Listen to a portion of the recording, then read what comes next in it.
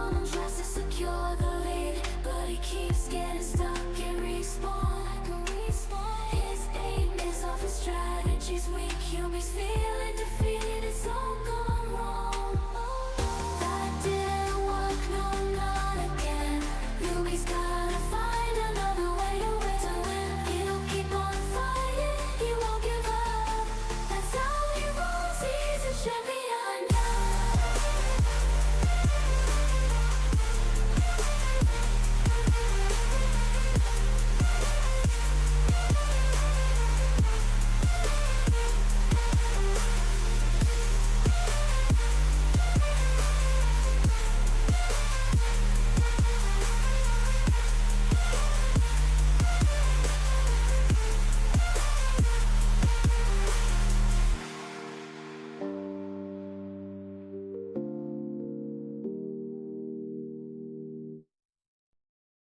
In the depths of the Twitch stream, where the vibes are bright, there's a gaming catastrophe trying with all his might.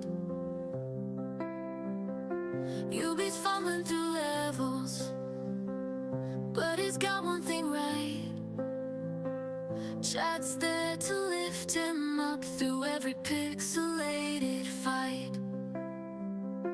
Yubi's cursing at the game, hands trembling on his keys.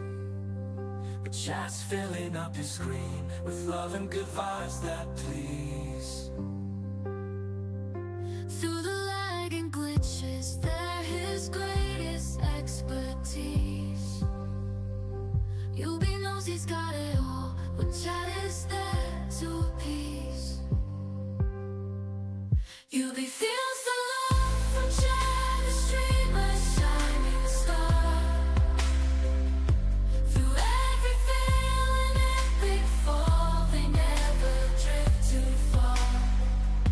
With every emote and pop jam, they heal his broken heart. Yubi X chat forever till the gate tears them apart.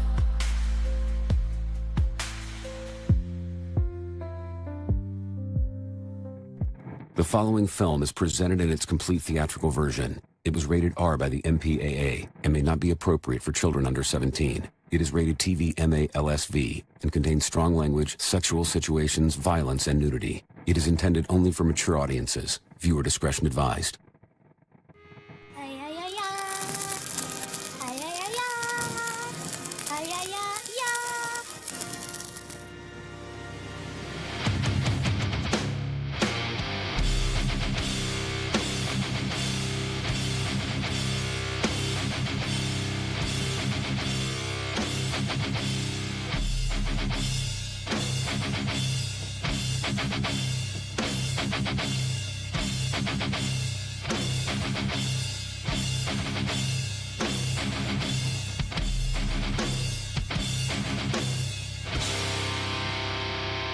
Yo, check it out! Vanilla Thunder in the house! Dustin, ready for bed, button full of bars flowing from its head. Got hair flowing and long. Yubi's dropping jokes and songs like bomb. I like that, Keith. There's my Jumbotron. Vanilla Thunder from the plains of Texas. Vanilla Thunder is Kami Lexus. Vanilla Thunder, game catastrophe. That's just who he is. Our boy Yubi. That is me, your boy Ubi Ubi. That's what Yubi's about. Give the man some love and steak. 'Cause Yubi's passionate. Excuse me. Bring the theme music down. How you doing, everybody? It is Tuesday night. We had a great review of the tone samples for the Not a Dumble over on Searching for Tone. And I want to thank all of you for coming in after that. Give me just a moment. I have to change to that. There we go. I can hear a little bit of background rumble from what I have open up there. It is Tuesday. It is a Tech Talk Tuesday. You will notice that our screen is slightly different because we're less worried about the guitar playing tonight and more about VSTs, plugins, if you will, and specifically for, obviously you can use plugins in a DAW. Most of you, that's how you would think of using it. And there's even a lot of folks who use that for streaming and for their live rig. But in reality, if you're going to want to use streaming software in a live rig, you're going to want to keep your system as trim as possible. And so that's why I suggest, rather than using a DAW for streaming, or when I say streaming, you could technically you could also use it for gigging, assuming you ran your output into a PA speaker or something like that. But for live playing, you're going to want to keep everything as trim as possible. Like I said, especially for streaming, because usually you're going to have another software running like an OBS or something like that to actually do your streaming out there. So for that, I suggest using what's called a VST container. Now, what is a VST container? A VST container is very similar to a DAW in that they both can load up VSTs, which are the plugins that are used for your audio sound. The difference, however, is that a VST container is just that section that loads the plugins. It doesn't have everything else. So it doesn't have the recording lanes. It doesn't have the mixers. It doesn't have the file handling stuff. It doesn't have all of that other things, which there you go, Keith. That's awesome. All of those other things that a DAW does, it's stripped out of the out of a VST container, so that it takes up less memory, it takes up less CPU, it hits your system less, and that's very important, especially if you're going to be doing it in a live setting, and especially if you're going to do complex things. Now, if you've seen my previous videos, you know I was using a VST container called Cannibal Light. Cannibal Light is a very good free VST container. It does have some limitations, though. Limitation number one is that behind the paywall is some of the better MIDI control stuff that I use for automating my setup. But number two is that it is only on Windows. There is not a Cannibal version over on Mac. I've recently killed two birds with one stone. So I have found a better VST container for my use, and it's one that's going to be going into the JRig as well. And it's one I have been using recently on my lives, and that is a VST container from a maker called Cushview, and the name of it is Element or Element FX. Now, the cool thing about Element or Element FX is that not only does it have a standalone container that looks like this, but this same container can be run as a VST itself. So you can run this entire setup and this entire logic inside of a DAW or inside of another container. Now, I know this looks incredibly complex, and that's because this particular one is. Just to looking at this in here, let me grab the window display and make it a little bigger so we can see a little better for what we've got. So first things first, what you'll see here is the section up here where it says audio in. This, I have configured that to have 3 different audio chains, so to speak. One of them is what goes through my Chrome, my web browser. And that one goes into ports 1 and 2 here, and that's what you see going here on this off chain that goes to the left. And then my guitar comes in on just one channel because I'm currently using that Fifine audio interface, and it only has a single audio that comes through, and that audio on the left side is my mic and the right side is my guitar. So that right side channel comes in right here, and it goes into this, which is my actual guitar chain. So you'll see it splits off into 2 here and goes into the left and right up here under what starts with my noise suppression and those sort of things. And then as far as what we have installed in here, these are all just plugins. These are the same type plugins that you would use. You would drop these in Reaper. You could drop these in Cakewalk. You could drop them into anything that runs a standard VST. That's what all of these are. The first one is a noise suppression VST from, was it Vadim Taranov or whatever that is. The information on this is available in my previous video where I set up my chain. These are also the same plugins that I was using in my chain with one exception. So it goes into a noise suppression. After that, it goes into pitch proof, which I can use to change my pitch. Currently, it's not changed, but I can easily, with one push of a button, let me grab a guitar so we can hear. So currently it's set for 0, which means we're not shifting the pitch at all. So it just sounds, when I play an E, you get an E. But if I change it to -1, that means we're down half a step. Playing that same E is actually an E flat. Or I can go to D standard, so that E becomes a D, go down to C, for example. It's just an easy way to change, obviously, what pitch that we're playing in. I use that to easily not have to retune if I want to play something that is played with a different tuning. After that, I have my auto wah. So when it's off, or I can turn it on. I have that before all of my before the amplifier, so that it affects just like you would with a wah pedal. Then we have NAM, Neural Amp Modeler. Currently, it's got the JCM 800 hot rod loaded. Bring that up where you can actually see it on the screen. As well as one of Glenn Fricker's IRs. So yes, to answer that question, CD, you could turn it off and on directly into the container. For example, if like right now, I have let me turn the wah back on. So the wah is on. We see there's a power button on it. So if I click that, you notice the wah has gone away. So you can control it by hand if you want. In this case, though, I'm actually controlling it with a MIDI input that's going into it via touch portal. And that is the biggest reason why we switched over to this particular VST container, which we'll talk about that in a moment. Moving on through the rest of this.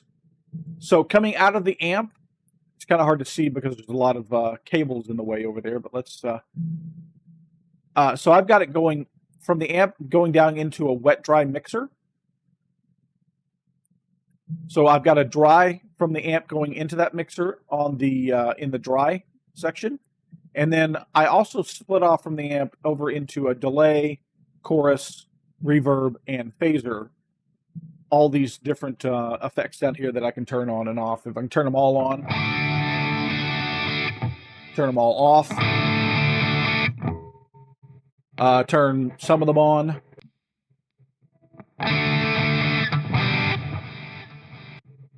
So that's those are all controlled with MIDI, can be turned on and off as well. So, and then those come into the second group here, which is the wet. So this allows me to mix it so that when I add something like my reverb and my chorus and those sort of things, which are pushed out a little bit more into the stereo field, I'm instead of using just that, which kind of really changes the shape, I'm mixing that chain with the dry. So it's very similar to an FX loop type setup. And then you're just kind of mixing them at the end. You absolutely don't have to do this. I'm just doing this for my own personal way of doing it. After that, it comes into the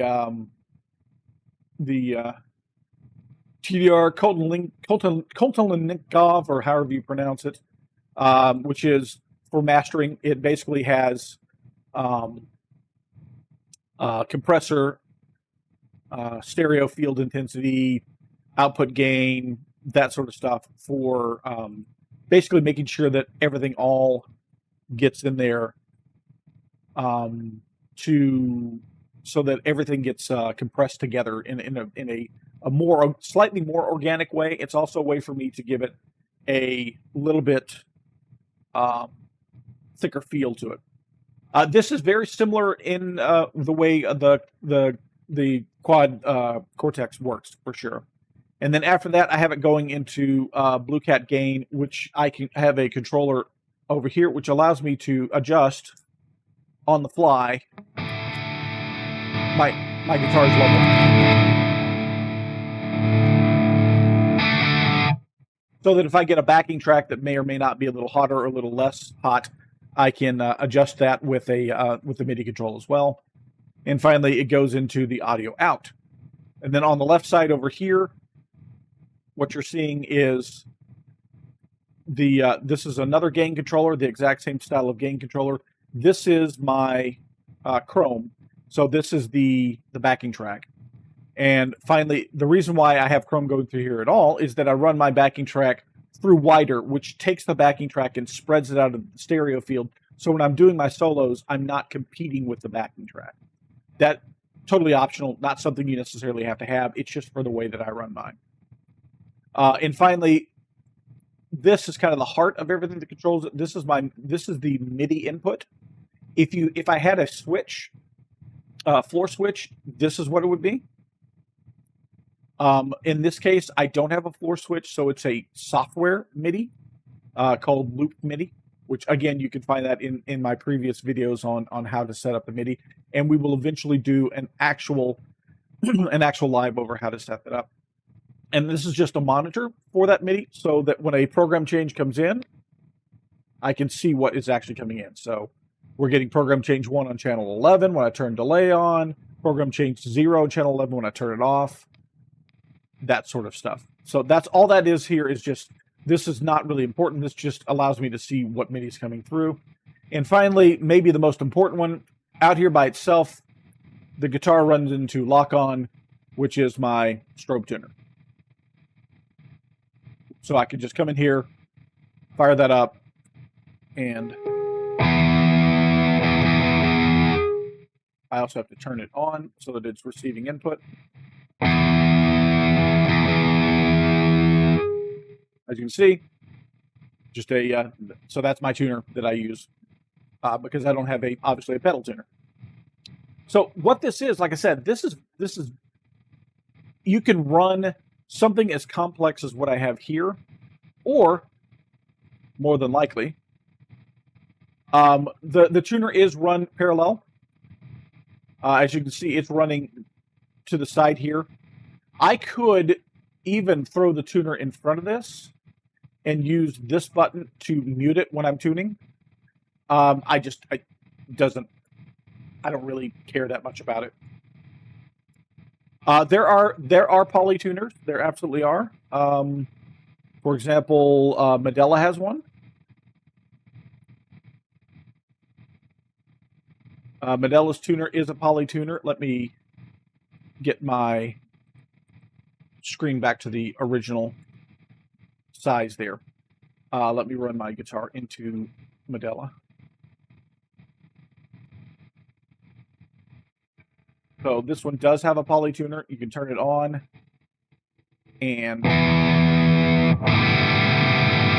so you'll notice at the bottom down here, it's got the poly tune. My A is a little bit out, but there are poly tuners that are available as free plugins.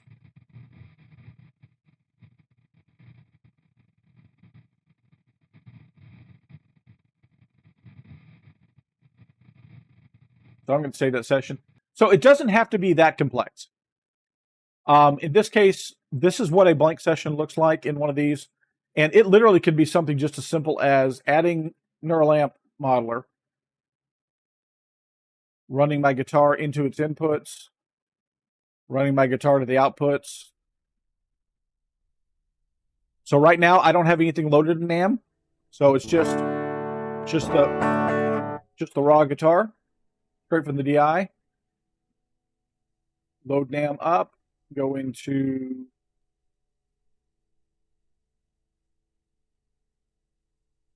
my NAMM settings. I can pick any of the things I have. This is a 5150 with a Klon. Get a little bit of noise gate going on it.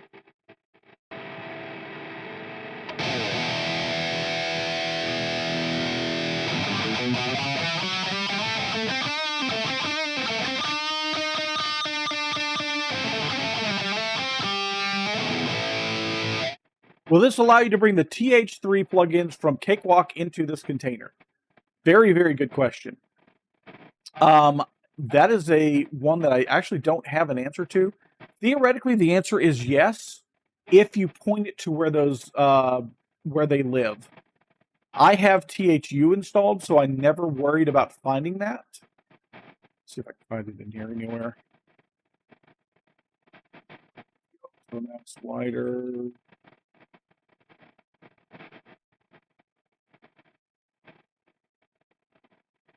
I don't see it listed in here, but that's okay. Like I said, theoretically, the TH3 is a standard VST plugin. So if you went to settings under preferences for not that one, it's actually under under plugin manager. That's what it is. If you go to the plugin manager, go to options, and go into like the VST3 path, hit plus, find where those live, and select that folder, it would work. The container itself will not do a search for the entire drive for VSTs. You will have to point it to the folders they live in. Now, there are a couple of folders that are almost always used for VSTs. So basically, I've still got way too much noise coming through on this one. Let me get something that's a little quieter. Less staticky. So you would there are a couple of places that VSTs normally get installed, and those are automatically pointed to within this. Now, if you have something that installs a VST to a place that's outside of the normal, you could go into that screen that I was just in there and point it to that direction. Make sure I still was working there. So yeah, that's actually why I use a VST container, because it's a cleaner interface. It has less overhead, so it's not pushing my system as hard when I'm playing live. So again, this would literally just be for a live setup. If you needed to record, you would want to use a DAW, because you would want all the recording all the recording stuff in line. So, any other questions?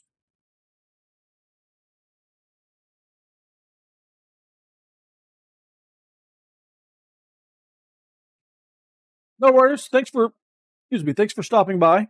Appreciate it, 2 yards. And again, the other great thing about this particular container is that it's available both on Mac and PC.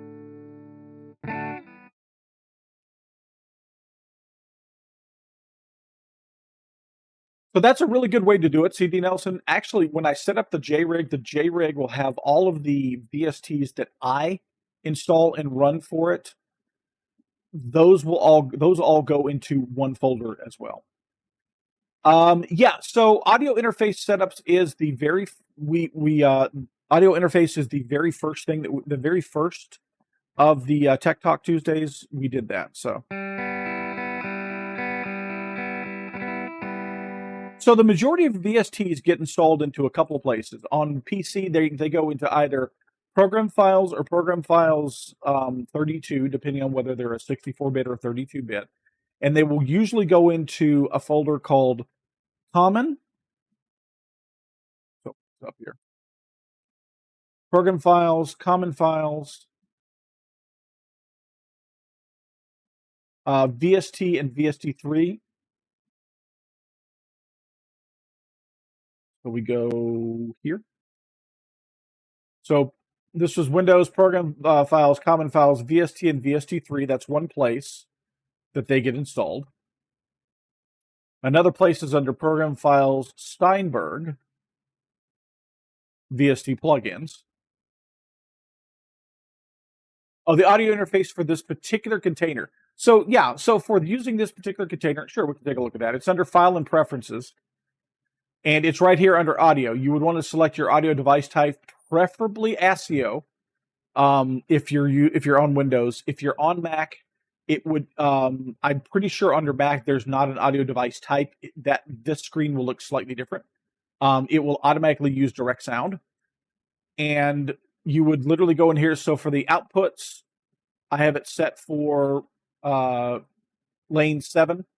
For me, I'm using voice meter. So my output is lane 7, which is this one right here. And my inputs are lanes 3, which is this one, which I have set for Chrome. And then lane number 4 right. So basically you would just go into the screen, and for your particular ASIO, it would have your ASIO devices, and you would select the correct ones to send the sound out to, and the correct one to bring the sound in from on these.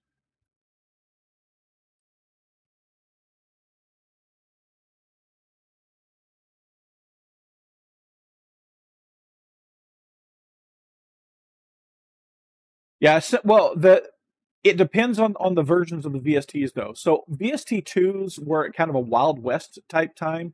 They actually do not have a .vst file. They are DLL files and associated files loosely based in a folder. VST3s though have a .vst. So for me to live stream, yes, I will absolutely have to use voice meter, and that is because ASIO is locked to a single individual program. So when I use my ASIO with, for example, a VST container or with a DAW, my input and output is only into that into the DAW there. So I can't access the output from that DAW because that ASIO is being controlled by whatever program I'm in. For example, right now I have the ASIO that controls my guitar locked with this container. If I launch Cakewalk, which also tries to use the same ASIO device, it tells me there are no audio devices for the current driver model on your system. That's because that ASIO device is already in use and it is locked. So because of that, I have to use voice meter, and I had used voice meter's ASIO to send the data and receive the data. So that the way that works for me is that, close that down. So like I said, I'm returning the guitar on this lane here. So because my guitar comes back into this lane here, you can see this meter right here is bouncing. I can take the sounds here and output it to a bus. In this case, I'm outputting it to bus number 3, B3, which, as you see, I have listed down here as OBS in the corner. That's going into my OBS. So without this, I couldn't get the sound from this container back into my streaming software. That is only for Windows, though. When you're on Mac, you don't have to worry about that. On Mac, you can actually take it doesn't have the way ASIO locks and all that stuff. You can literally pick that output source and throw it into something else. You can have that.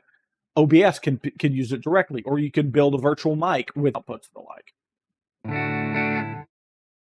Any other questions before we close it down tonight and go over and hang out with our buddy Ted?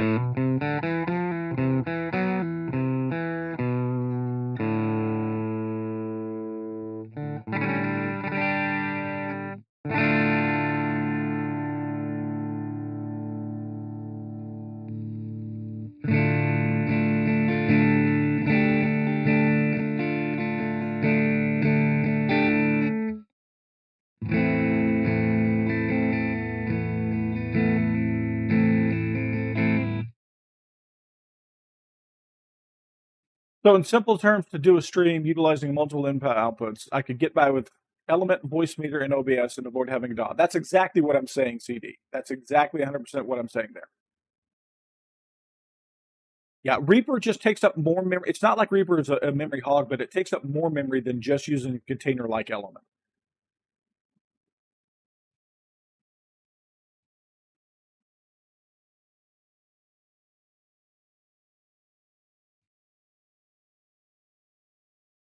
Any other questions before we head over to Ted?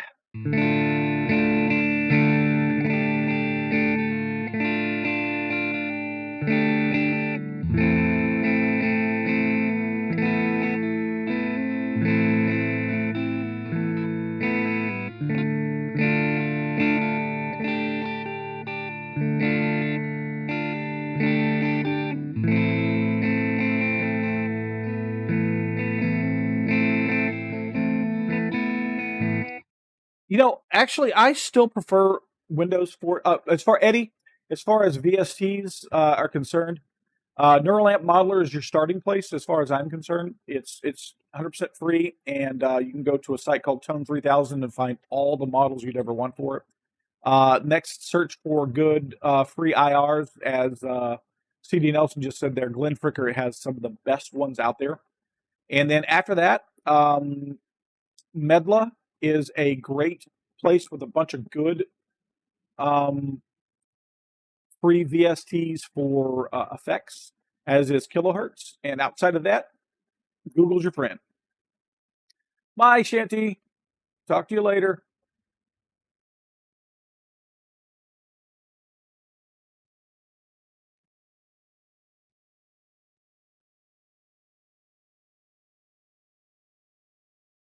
All right, folks. It is 5 minutes till Ted's live. I'm having some internet issues as well. So there is a link for it pinned up at the top. Everybody jump over it. Let's give Ted some love. And thanks very much for stopping by today. I appreciate it.